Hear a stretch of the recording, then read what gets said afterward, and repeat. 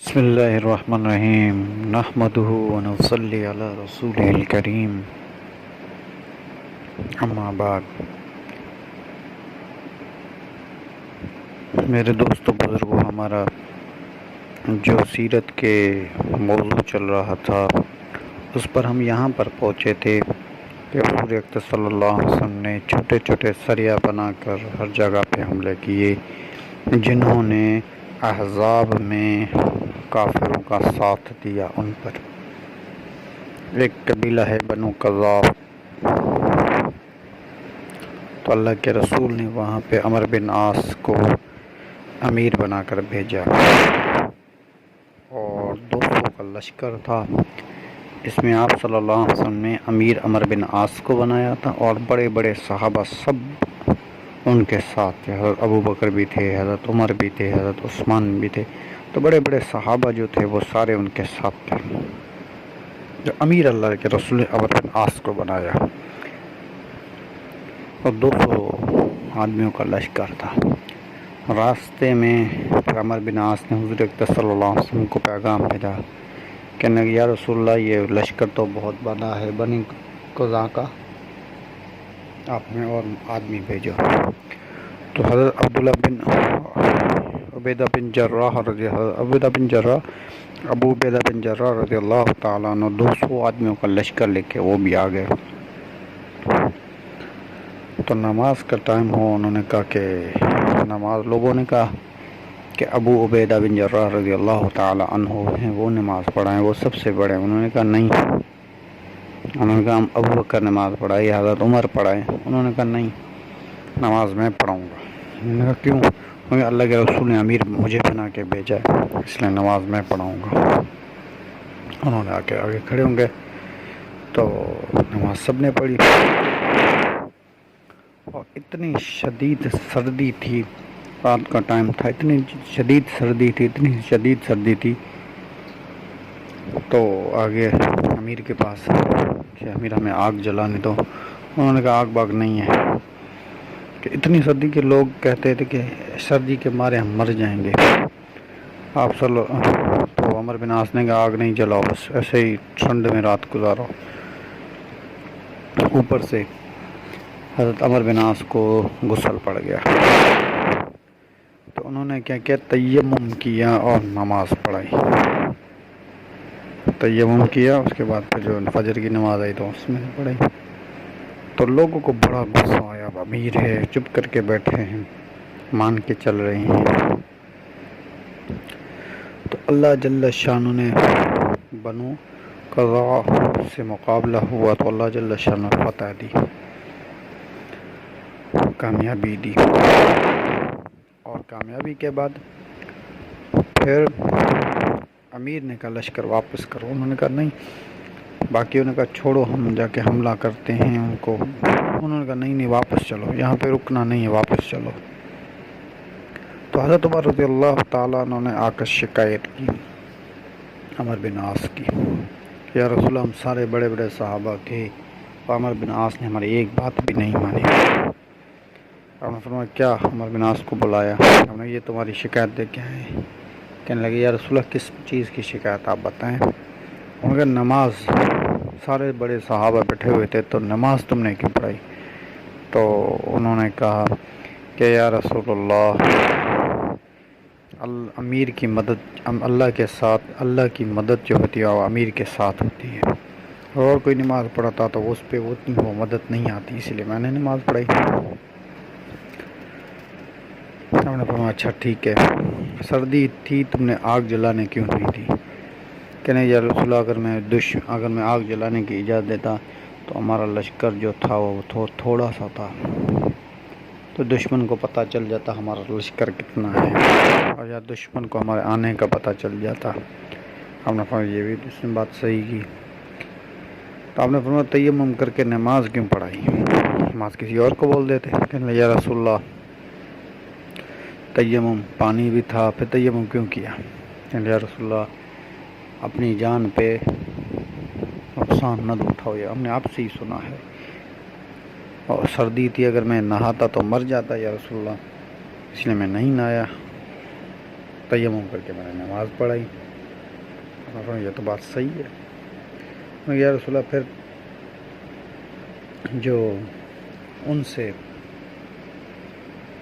پھر تم نے جب لشکر جب جیت گیا، اللہ نے فتح دے دی، تو تم نے ان کو ٹھہرنے کیوں نہیں دیا؟ واپس کیوں بھگا کے لے کے آئے جلدی جلدی سے؟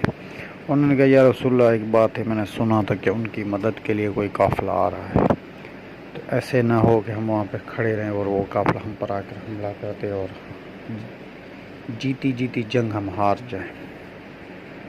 اسی لیے یا رسول اللہ میں ان کو واپس لے کے آیا. آپ نے فرمایا یہ بھی بات تم نے صحیح کیا.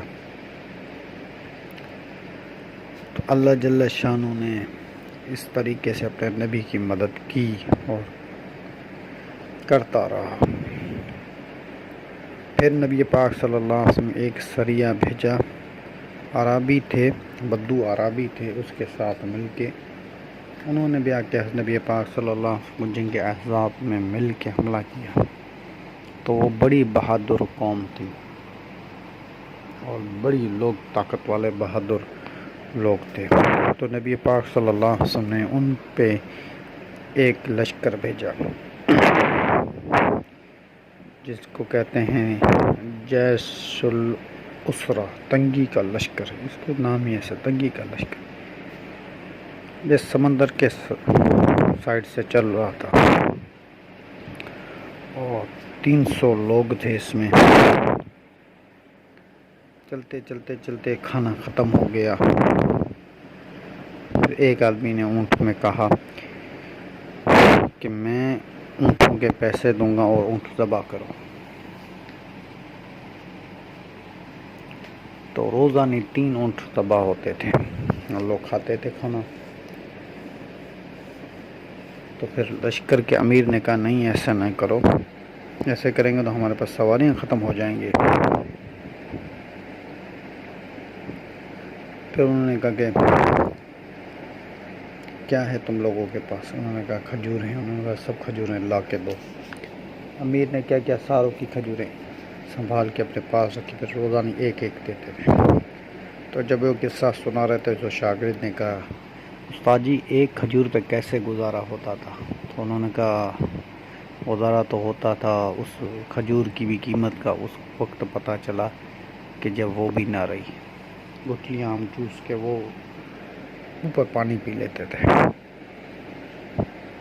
پھر پتے کھاتے تھے اور پھر بکریوں کی طرح مینگنے اتارتے تھے. اور یہ سارے لشکر میں پھر اللہ جل شان ایک دیکھی کہ ایک پہاڑ جیسا سامنے پڑا تھا. تو وہ قریب گئے صحابہ، تو وہ بڑی مچھلی تھی. صحابہ کہتے کہ 15 جنے ہم اس کی آنکھ میں گھس جاتے تھے، پھر باہر نکلتے تھے. اتنی بڑی مچھلی. ایک صحابی تھے، انہوں نے کہا میں نے نیچے اونٹ کھڑا کیا، میں خود کھڑا ہوا. سب سے لمبے صحابہ تھے. تب بھی مجھ سے بھی مچھلی بڑی تھی اور 3 مہینوں تک وہ ان کا گوشت کھاتے رہے. پھر جب مدینے آئے وہ پوری کارگزاری سنائی تو اللہ کے رسول نے کہا یہ تمہارے لیے اللہ کی طرف سے رزق تھا. ہم نے فرمایا اس کا کوئی ٹکڑا ہو تو مجھے بھی کھلاؤ. تو صحابہ نے کہا یا رسول اللہ پڑا ہوا ٹکڑا. پھر صحابہ نے وہ ٹکڑا دیا تو نبی پاک صلی اللہ علیہ وسلم نے بھی کھایا، نوش فرمایا. جب صلح حدیبیہ ہو رہی تھی، ہم نے پڑھا تھا پہلے، صلح حدیبیہ ہو رہی تو 2 لشکر ایسے تھے، ایک تھا بنو بکر، دوسرا بنو خوزا. یہ 2 لشکر ایسے تھے جو میں نے آپ کو کہا تھا اس کا نام یاد کرو، ان کی وجہ سے یہ صلح ٹوٹے گی. تو بنو بکر والے قریش کے حریف تھے اور بنو خوزا والے حضور اکرم صلی اللہ علیہ وسلم مسلمانوں کے حریف تھے. تو بنو بکر والے کیا کرتے، روزانہ جا کے ان کے پاس جاتے اور حملے کرنے کی نیت، روزانہ اپنے 2-3 آدمی کو مروا کے لاتے. 15 کے قریب ان کے آدمی مارے گئے. بنو خوزا نے جوابی کارروائی نہیں کی ابھی تک.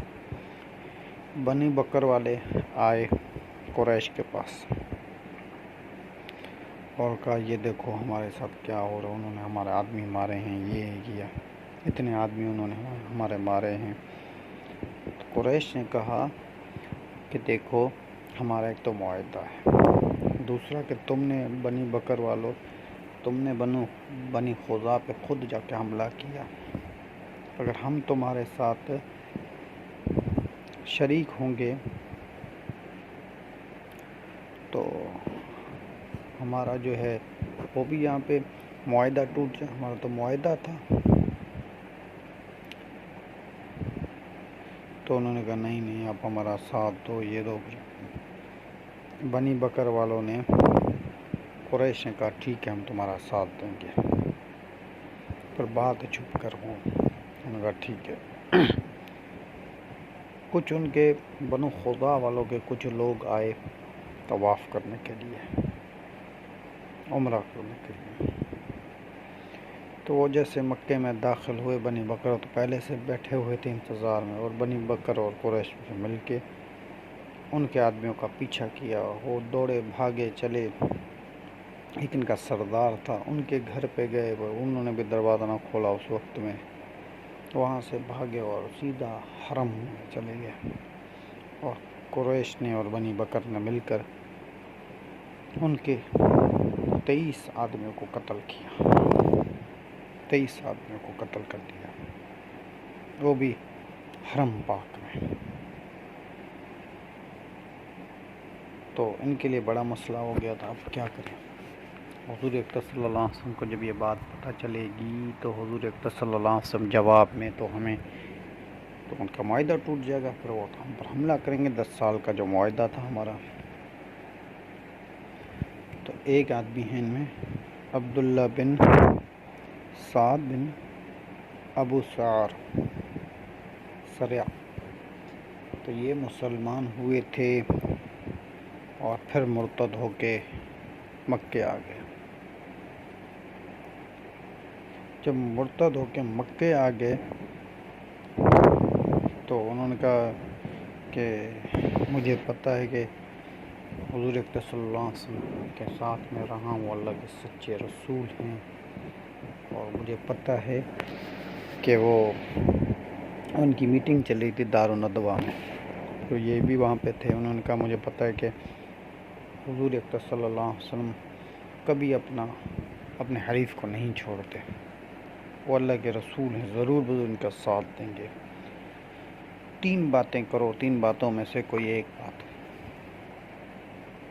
3 باتوں میں سے کوئی ایک بات کرو۔ تم نے ان لوگوں کے بنی بکر والوں نے ان کے 23 آدمیوں کو مارا ہے، تو پیسے دے کر، دیت دے کر جان چھڑاؤ۔ انہوں نے کہا نہیں ایسا تو ہم نہیں کریں گے۔ انہوں نے کہا پھر دوسرا کام کرو کہ تم بنی بکر والوں سے کرو، جاؤ تم لڑو، بنو خزاع والے لڑیں، بھلے آپس میں لڑو، ہم آپ کا ساتھ نہیں دیں گے، پھر معاہدہ نہیں ٹوٹے گا۔ انہوں نے کہا نہیں یہ تو ہم کیسے کریں، اپنے حریف کو چھوڑ کیسے دیں۔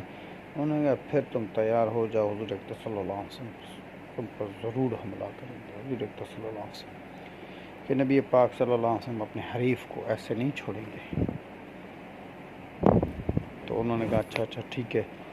پھر انہوں نے کہا کہ ایسا کرو، ابو سفیان کو کہا کہ تم جاؤ مدینہ، تم سردار ہو، حضور اکرم صلی اللہ علیہ وسلم سے کہو کہ یا رسول اللہ بڑی اچھی زندگی چل رہی ہے، یہ چل رہی ہے، وہ چل رہی ہے، ہمارا معاہدہ بڑا اچھا چل رہا ہے، کیوں نہ ہم اس معاہدے کو 10 سال کی جگہ 20 سال کر دیں۔ تو حضور اکرم صلی اللہ علیہ وسلم کر دیں گے، اور جب کر دیں گے تو پیچھے سے یہ بات پتہ چلے گی تو بولیں گے ابھی نیا معاہدہ ہوا، ابھی کیا۔ تو ابو سفیان نے ہاں یہ بات تو صحیح ہے۔ تو پھر ابو سفیان گئے مدینے کے لیے، اور وہ جلدی چاہ رہے ہیں کیونکہ مجھ سے پہلے کوئی پہنچ نہ جائے، تو زندگی رہے گی تو بات چلتی رہے گی، وما علینا الا البلاغ۔